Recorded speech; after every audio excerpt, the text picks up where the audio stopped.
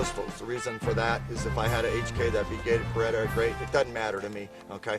This works across the board in all the guns, and it doesn't make any difference. But I brought 3 out so that you could see them. If you'll remember, when I had you come on the line, I had you administratively load the pistol. That physical act was to keep the muzzle in a safe direction. You tapped or seated the magazine in place to make sure it was seated. You brought your hand over the top, you racked the slide to the rear, and then you put the gun in whatever mode you wanted it to be, safety on, fingers straight, you know, secured it, holster it, whatever. But that physical act of when I seated the magazine, I tapped it in place, I racked the gun, and then if I needed to fire, I did. What I want you to do now is that's the first part of mustard and ketchup. We'll say this first part is salt. When the gun doesn't do what I want, I simply tap the magazine, rack the action to reciprocate it, and then I attempt to fire. So without the magazine being seated, this is what will happen. When I bring it up, I'll fire the pistol. When I attempt to fire, it won't fire. In this case, you go, oh crap, it doesn't matter. Watch. Tap to seat it. Over the top, rack it to the rear, fire, and the gun's back in service. And you go, well, that was like 2 malfunctions in one. Cool.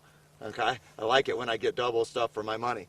I bring it in here on a 1911. I press and I press. That's generally what you get as the hammer falls, the indicator that the gun is not functioning correctly. Tap to seat it, rack to load it, shoot if I have a target. If I have a Glock, I bring it up, okay? I fire it, I attempt to fire it, it won't. Tap, rack, shoot, and the gun's back in service. 3 guns, same drill, brought them all back up in service. The second one is real simple. What happens here is a failure to extract and eject, okay? And so it stands up on end, okay? And so what we do is we'll have a stovepipe. Some people call it a smokestack. Doesn't really matter what your nomenclature is. What I really want you to do is remember that this would be a firing stoppage. In other words, I take it out of the holster, I shoot it, this happens, or I find the gun on the ground. Maybe my partner dropped the gun, a battlefield pickup. When I pick the gun up, okay, I attempt to fire it. Remember, I'm going to run the first segment of the 2 parts. The first segment was, of course, tap to seat it, rack to load it, and fire it. If I bring it up and it doesn't work, tap, rack, shoot, and the gun's back in service. 1911, it doesn't work. Tap, rack, shoot, the gun's back in service, okay? I bring it up, it doesn't work. Now I'm going to pause here for a moment because sometimes people go, well, you did it so fast, are you actually grabbing the brass? I don't care about the brass, I'm not touching the brass, I'm not attacking the brass, I'm attacking the slide. So I tap to make sure it's seated, up over the top, attack the slide, circle back, confirm the target, and shoot if I have one. Of all the ones that people get, the ones that create the most anxiety for most people, at least in their head, is what would be called a double feed. This simply is just like I told you, a failure to extract. It's not clearing it. The extractor can be broken, okay, whatever is appropriate. It's not so much that the gun does or doesn't do what it's supposed to, okay, it's simply not running anymore. So if it doesn't run, what I do is sort of wang on it until it does. This is, however, where the second part comes in. Everything we did on the first part, remember the salt part of salt and pepper. Salt was tap, rack, attempt. If it fires, happy place. If it don't fire, which it won't in a minute, then I would run into the second component. Now I cross over into the pepper part of salt and pepper, the bacon part of eggs and bacon, the French fry part of hamburger and French fry. They just go right together. So the drill is real simple.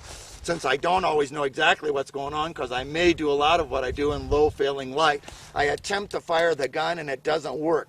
Tap, rack. As soon as you rack it, you know it's not right. I press the button, pull the magazine out. And then people will go, well, should I lock the slide? Well, why? Just pull it and take it out. The hardest one to clear this way is the Beretta because it has no lip on the magazine. But it's not a big deal. I just hook my fingers in it and suck it out using gravity as my friend. So the drill is I took the magazine out and put it here. Then I simply unload the gun. So imagine I just told you unload. As soon as I gave you the unload command, I go reload, tap, rack, and it's back in service. So the drill is simple. I'm here, I attempt to fire, tap, rack, it won't. Pull the magazine out, stick it here so my hand is free and clear and able to work.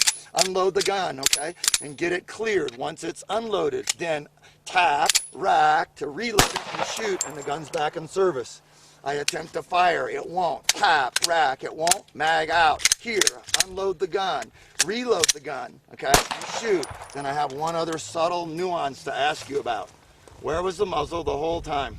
Between Between you and the thread. what I'm going to do is run one component. When one component doesn't work, I just smoothly roll right over into the next one. And well, it did this and it did that. If you think about it, the last time you went to the range, especially public ranges, some boobs down there going bow, bow, then they all get around and they have a big conference of Rhodes scholars, okay? Well, I think, oh, I don't know. I don't care what went wrong. I beat the snot out of it until it works. I come up, I fire, it doesn't fire. Pop, rack, shoot, the gun's back in service. Here, it's not working, okay? This would be a firing stoppage, a battlefield pickup. It's not working. Pop, rack, shoot, the gun's back in service. I attempt to fire, it won't. Pop, rack, it won't rack. Unload the gun, reload the gun, and shoot, and you're back in service. Don't over-engineer it, don't IBM it, don't MIT it, and don't all go for a Rhodes Scholar and malfunction clearances, okay? Just tap, rack, it will or it won't. If it don't, unload it, reload it, and it fixes it.